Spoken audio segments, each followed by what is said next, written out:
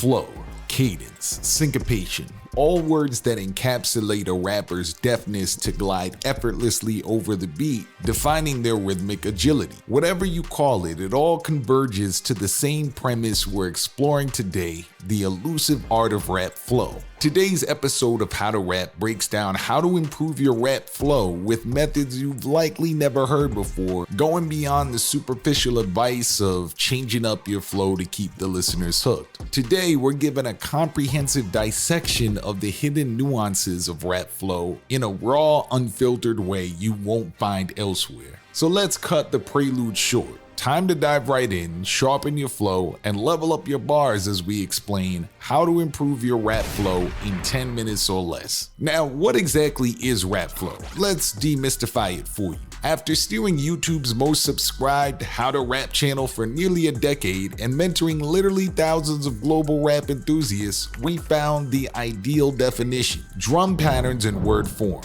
Yes, that's what flow is. Drum patterns in word form, that's the secret sauce. Consider this: every beat is a combination of guitar riffs, string sections, horns, and other elements. Now imagine adding another layer to this sonic tapestry, a vocal instrument delineating drum patterns through words. That, in essence, is rap flow. It's the juxtaposition of these vocal patterns attuned to the rhythm of the beat which makes rap such an intoxicating genre. The interplay between the instrumental rhythm and the pulsating rhythm of your flow, think vocals imitating drum beats, and your voice and so on, creates an irresistible harmony. The trick is to perceive your rap flow as another instrument, one that can play a diverse range of notes through the unpredictable choices you make as a lyricist. This perspective will help inspire you to make more exciting decisions about your rap flow as an artist. Understanding the symbiotic relationship between the beat and the flow is the first step.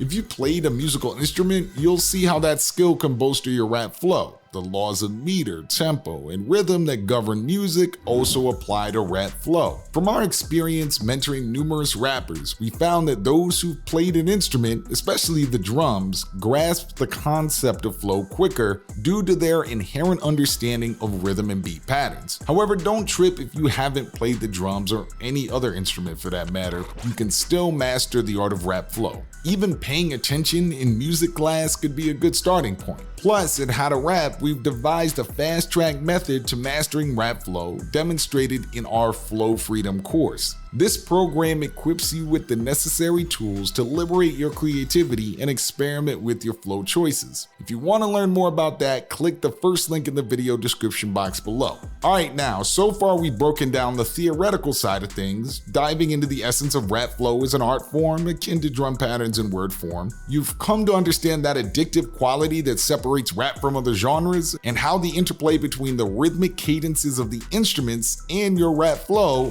your vocal expressions, creates a captivating blend of sounds. Now that we've locked down those core concepts, it's time to get your hands dirty. We're moving from the realm of theory to the real deal. So let's buckle up and venture into some practical, concrete steps you can take to enhance your rap flow. Now, there's a disheartening sentiment that often echoes in the comment sections of our How to Rap videos. People seem to believe you're either born with it or you're not when it comes to flow, but that's far from the truth. Most of the folks that say that are either not making music, haven't coached anyone in rap, or if they do make music, it's rather mediocre, with all due respect. The point is, skills like music, rhythm, and flow aren't inborn evolutionary abilities like running. Sure, some people grasp them faster, but it doesn't mean if it's challenging initially, you can't master it. Personally, my rap flow enlightenment came from Tupac. I spent about 2 years writing raps, somewhat conscious that I was offbeat but unable to pinpoint the issue. It wasn't until I immersed myself in Tupac's music that I noticed how invariably his bars ended at similar spots in relation to the beat, and his verses seemed perfectly structured as far as flow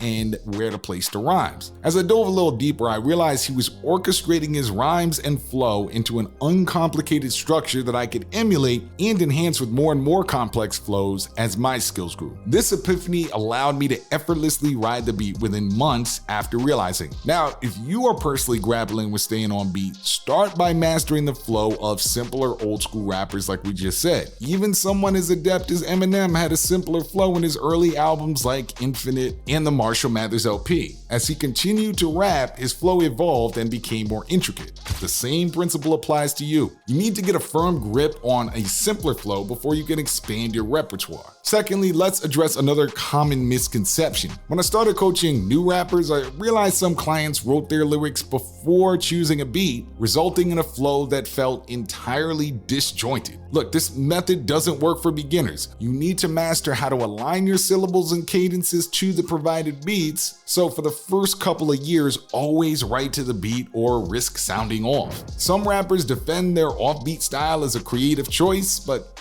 rapping off beat to me is like double dribbling in basketball. You can say, oh, that's my style, I just double dribble. You might call it playing basketball, but truth be told, nobody will want to play with you because that's not the same game. Learn how to handle a beat and stay on it properly, then you can experiment with going off beat occasionally. Yes, even rap legends like Jay-Z, Drake, and Nas occasionally go off beat to emphasize a point, but that's not their primary rapping style, so don't use the "it's my style" defense lightly. Be sure to write to the beat. And last, I'd like to share a motivational nugget. Drawing from that Tupac style we discussed, I started with a simpler flow and gradually moved to more complex bars, and the more and more I wrote and recorded what I did, the better I got at detecting when I was off beat. See, I see a lot of new rappers struggling with flow, and I always tell them, keep writing and recording, and over time, with practice being key, you will start to feel inherently, you'll be able to hear when you're just a little off. You need to rap your lyrics out loud so you can identify where you're cramming too many words or slipping out of beat. So keep pressuring, practicing, and recording your flows, and over time it will thrive. So at this point, we've moved through the intricacies of rap flow. You've hopefully begun to see a clearer path to enhancing your own rhythm. We've dug into the vital aspects of perseverance and consistent practice, echoing the wisdom of numerous successful artists. And now, after laying down the essentials of rap flow and how to steadily improve, we're poised to take this journey even further. In this third section, we'll uncover some advanced techniques to elevate your rap flow,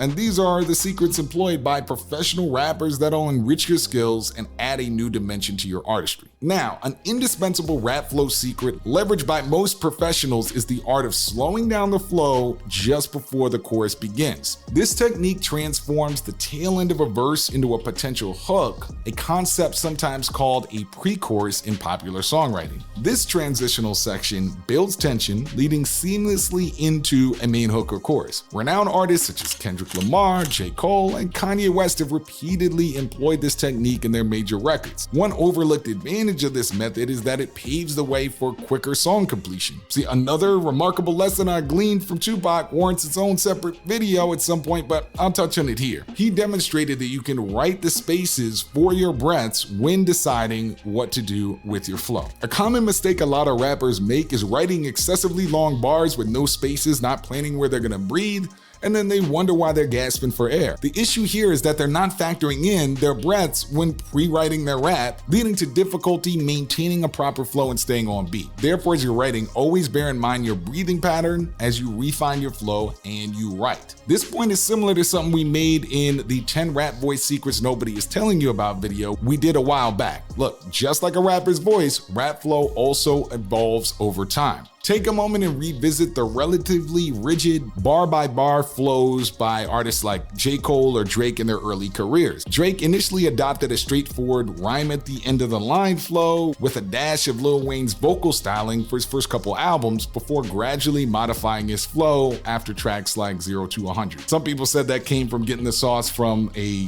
ghostwriter, but regardless, the flow changed. J. Cole's flow in the Sideline Story was noticeably more straightforward than what it became in his later works like The Off-Season. So your rap flow will similarly evolve, so don't agonize if you're unsure about your current flow's quality. And last, it's crucial to never confine yourself to just one flow through your career. Many rappers are known for their distinctive flows, from newer generation artists like DaBaby to legends like Method Man. However, the rappers generally considered the greatest of all time, the GOATs, such as The Notorious B.I.G., Kendrick Lamar, Eminem, Jay-Z, and all those folks are often recognized as masters of multiple flows. So let this video and these rap flow secrets serve as a reminder you should have a broad spectrum of flows at your disposal for any given track to assist in your evolution as a rapper. Now, we'd like to see you in the comments. Do you agree with the claim that mastering multiple flows is essential for being considered one of the greatest of all time, like GOAT level? Or do you think just having one great flow but you're the best at it is enough to be in that GOAT tier? Why or why not? Let us know in the comments, and if you enjoyed this and want more flow training directly from us, visit the video description box below for our Flow Freedom course. I've been your host, Big Homie Drew for How to Rap. I'm out.